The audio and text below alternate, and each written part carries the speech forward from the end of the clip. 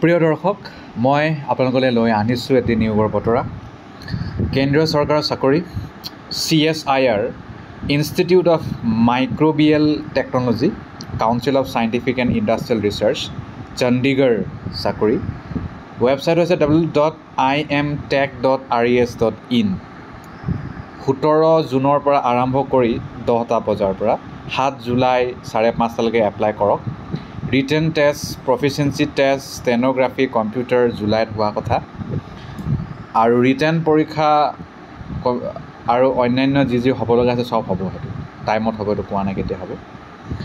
Junior Hindi translator এটা পদ খালী, 35,400 টকাৰ পৰা 1,12,000 দৰমহা। টোটেল ইমলুমেণ্ট 64,740 এপ্ৰক্সিমেট, আপাৰ এজ 30 বছৰ। জুনিয়ৰ ছেক্ৰেটেৰিয়েট এছিষ্টেণ্ট লেভেল 2 9টা পদ খালী, আনৰিজাৰ্ভ 8টা, PWD এটা, EWS এটা। 19,900 টকাৰ পৰা 63,200 টকা, 36,220 এপ্ৰক্সিমেট, 28,000 মেক্সিমাম বয়স। জুনিয়ৰ ষ্টেন'গ্ৰাফাৰ টোটেল 6টা পদ খালী, আনৰিজাৰ্ভ 4টা, OBC 2টা, EWS এটা, লেভেল 4 25,500 টকাৰ পৰা 81,100 টকা, 47,415 টকা এপ্ৰক্সিমেট হ'ব, 27 বছৰ মেক্সিমাম বয়স হ'ব। ইয়াৰ বাহিৰে DA পাব, HRA পাব, TA পাব, মেডিকেল পাব ইত্যাদি ইত্যাদি। জুনিয়ৰ হিন্দী ট্ৰান্সলেটৰ কাৰণে মাষ্টাৰ ডিগ্ৰী হিন্দী আৰু ইংলিছ তেনেকুৱা লাগিব।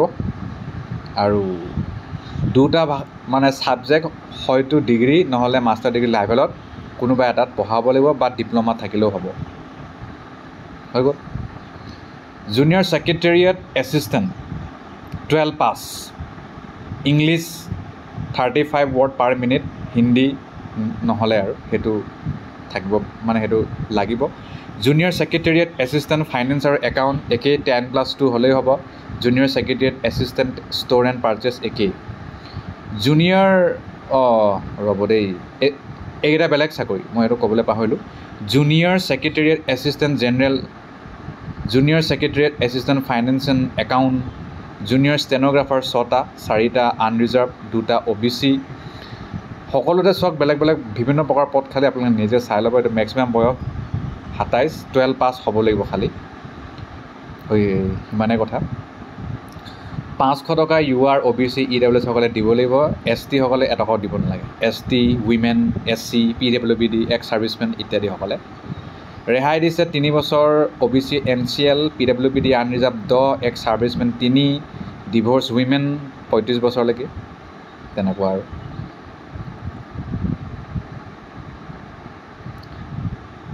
চিলেকশ্যনটো আপোনাৰ পেপাৰ 1, পেপাৰ 2 তেনেকুৱাকৈ পৰীক্ষা পাতিব। পৰীক্ষাত ভাল ফলাফল দেখাব লাগিব। তাৰপিছত হয়তো আপোনাৰ প্ৰফিচিয়েঞ্চি টেষ্ট হ'ব, কম্পিউটাৰ টাইপিং টেষ্ট। চবতে নহয়, কিছুমানত ক'ত ক'ত হ'ব জানেই আৰু। ষ্টেন'গ্ৰাফাৰ আৰু আপোনাৰ ছেক্ৰেটেৰিয়েট এছিষ্টেণ্ট ইত্যাদি। OMR বেছড হ'ব, কম্পিউটাৰ বেছ। ইংলিছ গ্ৰেজুৱেশ্যন লেভেলৰ ষ্টেণ্ডাৰ্ড হ'ব। জেনেৰেল ইণ্টেলিজেঞ্চ 50টা কুৱেশ্যন, 150 মাৰ্ক, নিগেটিভ মাৰ্ক থাকিব। কোৱান্টিটিভ এপ্টিটিউড 25টা কুৱেশ্যন, 75 মাৰ্ক। জেনেৰেল এৱাৰনেছ 25টা কুৱেশ্যন, 75 মাৰ্ক, নিগেটিভ মাৰ্ক থাকিব। 2 ঘণ্টা আপুনি টাইম পাব।